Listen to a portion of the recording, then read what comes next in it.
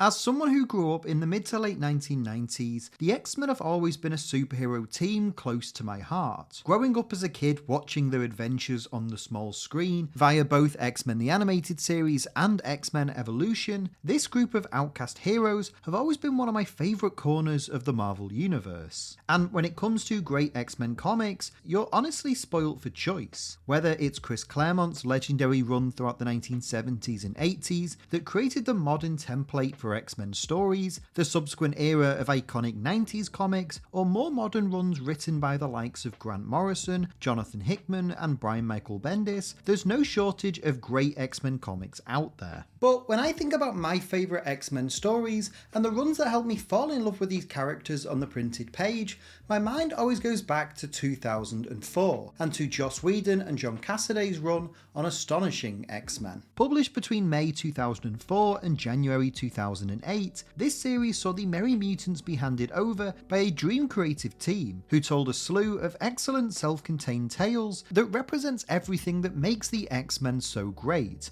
at a time when their role in Marvel's wider universe was about to change forever. Astonishing X-Men is a run I've had a lot of conflicted feelings on over the years. It was the first X-Men comic that I ever remember reading on a regular basis. However, more recently it became a series that I completely avoided, due to some of the ongoing controversies surrounding Joss Whedon. However, last year I decided to finally dive back into this run, reading all 24 issues as well as the giant-size special that concludes it. And shockingly, I have a lot to say about this comic, and I think it holds a really interesting place in the history of not only the X-Men, but modern Marvel comics as a whole. So in this video, I want to discuss the history behind Astonishing X-Men, discuss how this comic came to be, and how Whedon and Cassaday sought to both modernise and return the X-Men to their roots, and why this take on one of Marvel's most enduring superhero teams might be even better than you remember.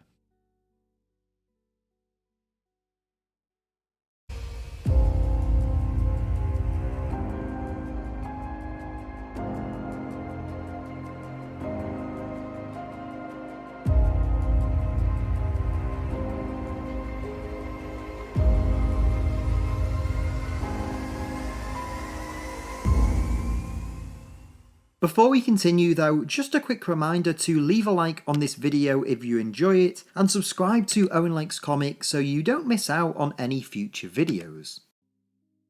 To understand the significance of Astonishing X-Men, it's first important to consider how this run came to be, as well as the state of X-Men comics prior to Whedon and Cassaday's arrival. The X-Men arrived in the 21st century with a bold mission statement: adapt or perish. While the 1990s had proved to be one of the most successful decades for these characters, with 1991's X-Men issue 1 becoming the highest selling single issue ever, the success had begun to diminish by the end of the decade. Following a brief and unimpressive return by Chris Claremont in 2000, the flagship X-Men comic was taken over by Grant Morrison the following year, who embarked on the team's most drastic reimagining since Giant-Size X-Men back in 1975. Morrison's time writing X-Men lasted from May of 2001 to March of 2004, and saw almost every aspect of the group's status quo be radically altered. From their trademark colourful costumes being replaced for sleek black and yellow jumpsuits, the apparent deaths of Magneto and 16 million mutants on Genosha, the arrival of new villains like Cassandra Nova, and the introduction of Emma Frost as both a key member of the X-Men and a love interest for Cyclops, Morrison and their collaborators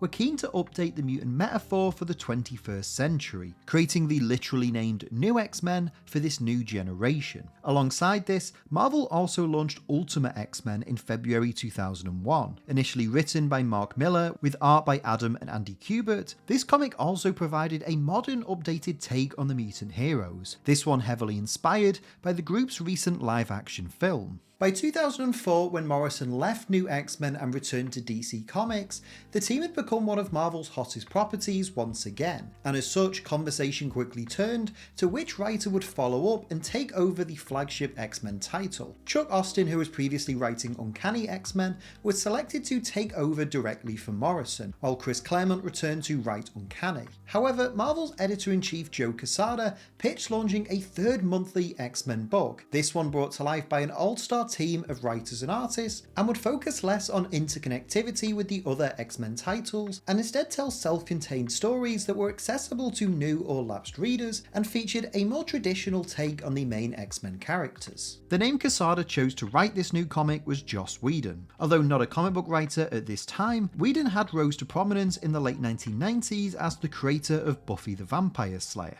Alongside this, Whedon was an avid comic fan and even worked as a script doctor in the 2000 X-Men film, with Cassaday believing he could achieve the same success as other Hollywood writers who transitioned into comics, namely Kevin Smith, who Cassaday had recently worked with on Daredevil. Amy Pascal, writing in Joss Whedon the biography, discusses how the writer was approached to helm this new X-Men comic, stating that, in 2003, Cassaday was doing a signing at San Diego Comic-Con, where he learnt that Grant Morrison had publicly announced that he was leaving his new X-Men series. Morrison hadn't discussed it with him personally, and as Cassaday sat there feeling disappointed, trying to put on a good face for the fans lined up to see him, he was consumed with what he would do next. I swear, I looked up and there in front of me, on the line was Joss Whedon with his hand extended saying, "Hey man, how are you doing?" Cassaday recalls. Cassaday, shocked, put his arm around Joss and pulled him behind the booth. He explained his predicament and asked if Joss would want to write an X-Men series now. Intrigued by Cassaday's proposal, Whedon expressed interest in writing for X-Men,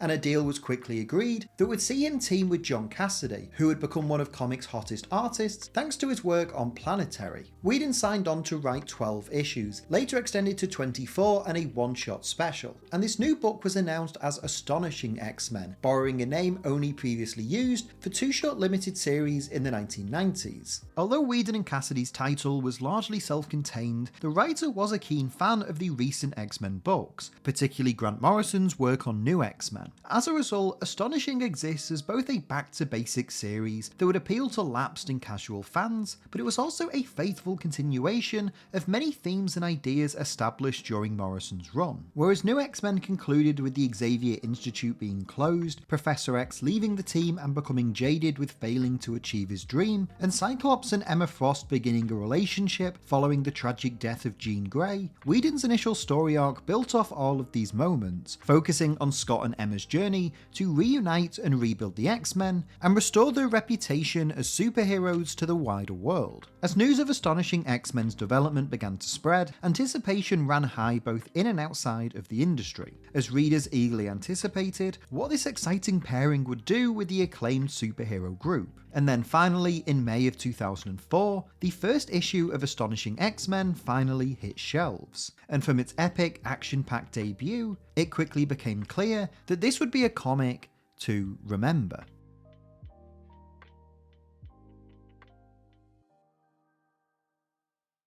The first 6 issues of Astonishing X-Men make up the book's debut story arc, Gifted. Here, we're reintroduced to the Xavier School for Gifted Youngsters, now reopened under new headmistress Emma Frost. Meanwhile, we follow Cyclops attempting to rebuild the X-Men, inviting several former members to come back to the mansion, leading to not only an incredibly violent clash with Wolverine over Jean's recent death, but also the return of Kitty Pryde, who serves as the main protagonist of these first run of issues. The main plot of these first 6 issues centre on the X-Men investigating a mutant cure, which a team of scientists have claimed to have invented. As they do this though, the X-Men are confronted by an alien named Ord, who hails from the planet of Breakworld and believes that an unknown mutant will one day destroy his home. It's later revealed that Ord is working alongside the scientists to devise this mutant cure, which he hopes to use to eliminate mutant kind and save his homeworld, with the X-Men discovering that a seemingly deceased mutant is being held captive and experimented on by the scientists. Despite the comic teasing that this could possibly be Jean Grey,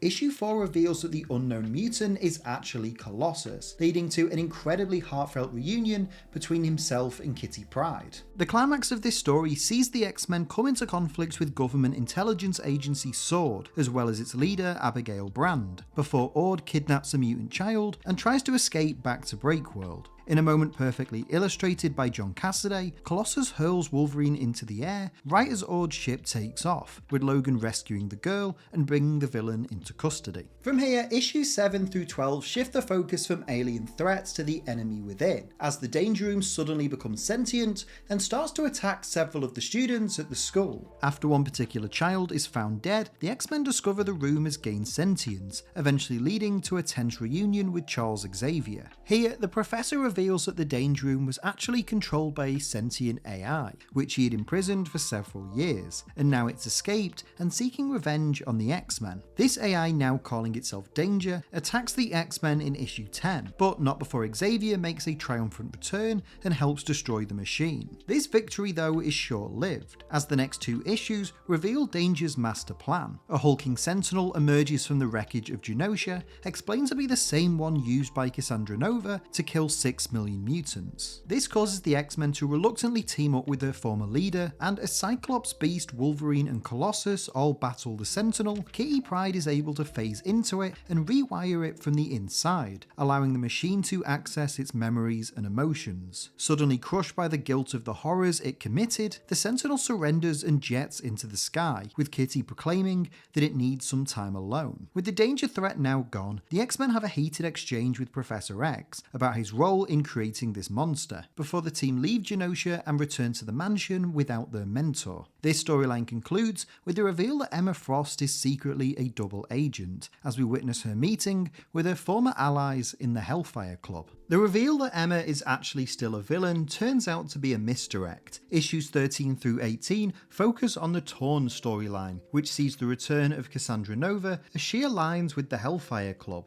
Together, Cassandra makes Emma believe that she was tasked with infiltrating the X-Men and destroying them from within. Using her knowledge of Cyclops' troubled childhood, Emma manipulates Scott and leaves him in a catatonic state, while the other members of the group infiltrate the school. It's eventually revealed that the entire Hellfire Club were actually constructs made by Emma's psyche under the instruction of Cassandra Nova, in order to make Emma restore her physical form. As Emma manipulates each of the X-Men, convincing Kitty Pryde that the creature Cassandra's consciousness is trapped in is actually her son, Cyclops reappears and attempts to get through to his love, eventually breaking Cassandra's control and bringing the White Queen back to reality.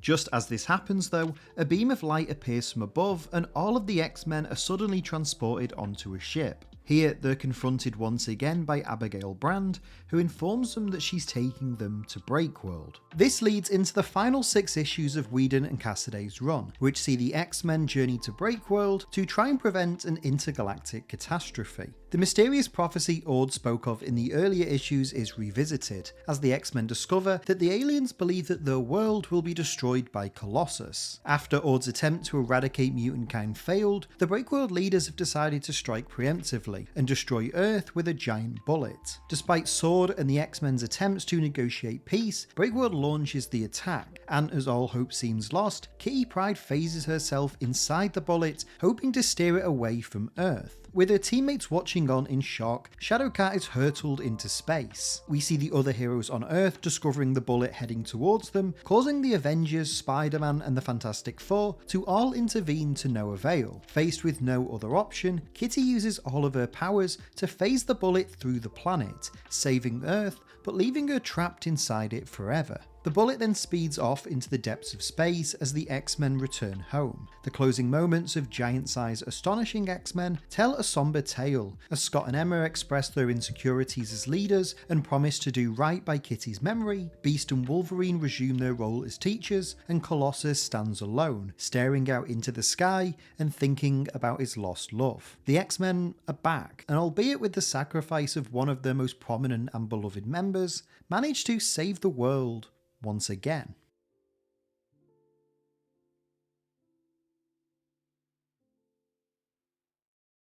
After the release of giant-size Astonishing X-Men, both Joss Whedon and John Cassaday announced they would be leaving the series, ending their run at 24 issues and the aforementioned one-shots. Marvel had already confirmed the duo's replacement, announcing at San Diego Comic-Con in 2007 that Warren Ellis and Simone Bianchi would take over Astonishing X-Men the following July. This series saw the X-Men move to San Francisco and focus more on the impact of recent large-scale crossover events such as House of M and Decimation. Although not covered in Whedon and Cassaday's Astonishing, Marvel had drastically reduced the world's mutant population throughout these two storylines, leaving only a few hundred mutants remaining. This led up to the Messiah Complex storyline in 2007, which saw the introduction of Hope Summers, the first new mutant born since Decimation, and the battle for power her birth kickstarted, and concluded with Cyclops again disbanding the X-Men. All of these events happened concurrently with Whedon and Cassaday's run. However, due to the self-contained nature of their series,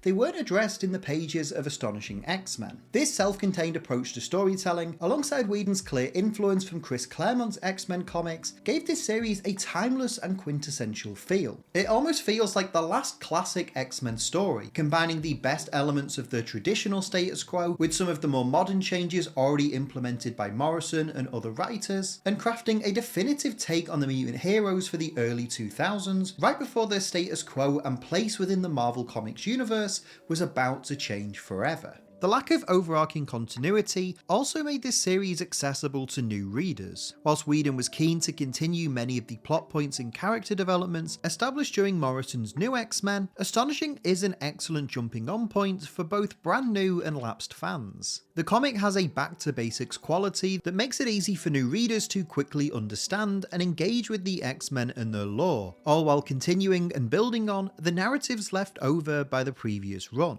When considering how accessible Astonishing X-Men was for new readers, I sat down with Dave Buseing from comicbookherald.com to discuss his memories of first reading this series. So I was not collecting at the time they would have been coming out. I didn't start until later. But when I started getting into Marvel Comics and getting into like, oh wow, this stuff I loved as a kid, there's so much to read and it's so exciting.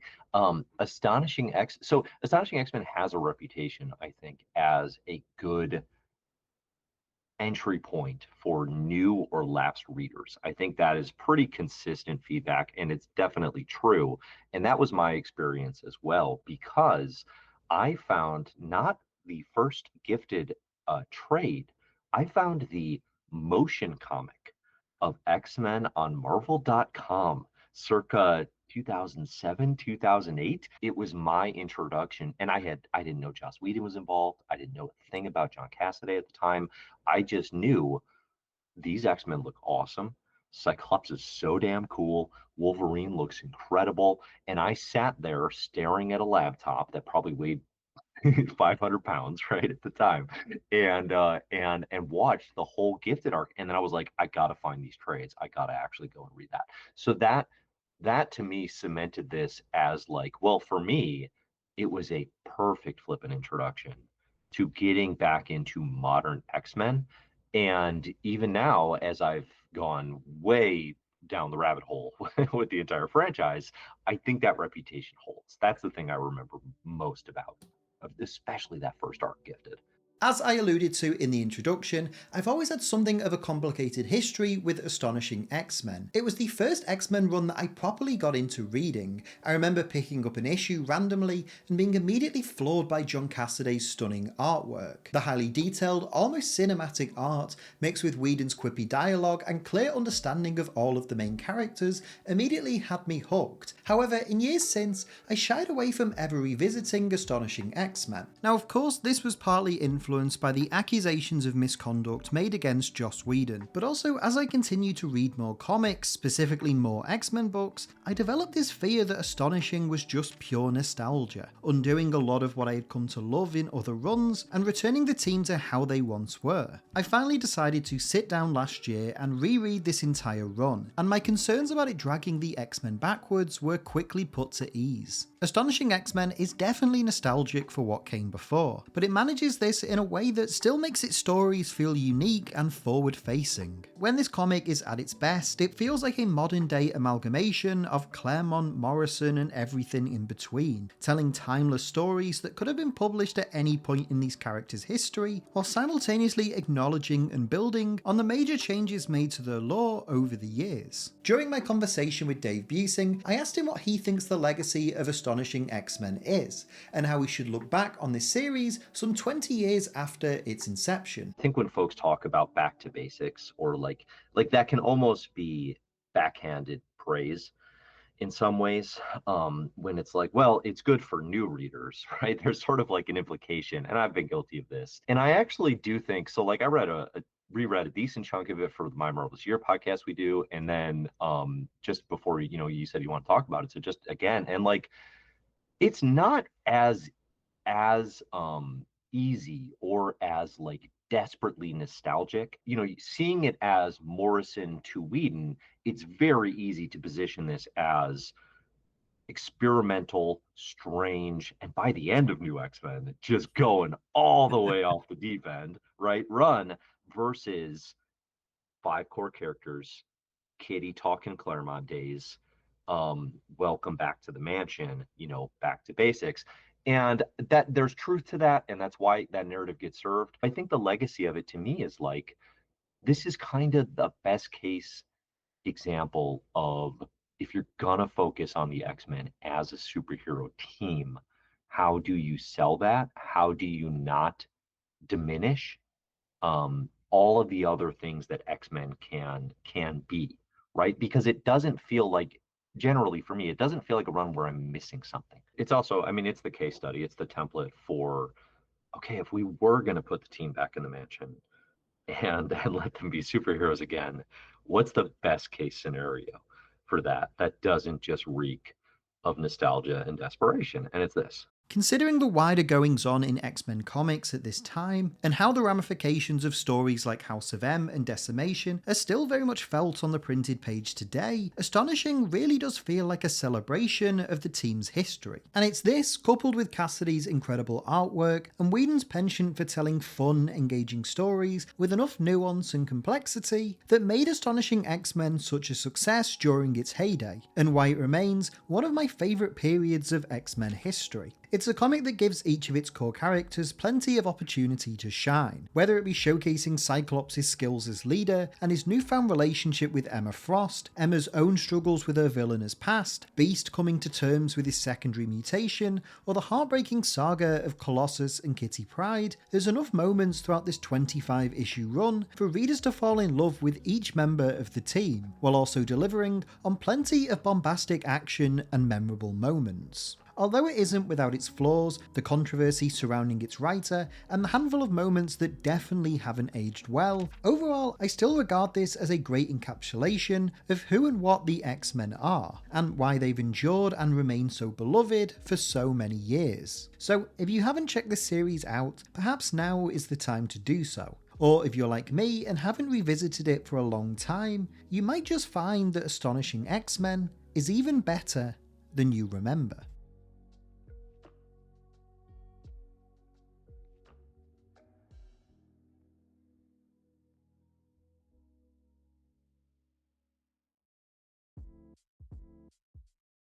Hey everyone, thank you so much for watching today's video. I hope you enjoyed it. If you did, please make sure to leave a like on this video and leave a comment down below as well. Let me know your thoughts on everything we talked about in today's video. I can't wait to hear what you have to say as always. If you're new to Owen Likes Comics, please make sure to hit the subscribe button and the notify bell so you don't miss out on any future videos. And if you enjoyed this and you want some more, there should be some other videos on screen right now that you might also enjoy. If you want to help support the channel and help me make more videos, you can do so by going to patreon.com/OwenLikesComics. Or if you just want some more of me, you can follow me on Twitter, Instagram and Blue Sky, just at Owen Likes Comics. But that's all for this video. Again, thank you all so much for watching. I hope you enjoyed it, and hopefully I will see you next time. But until then, take care and keep reading.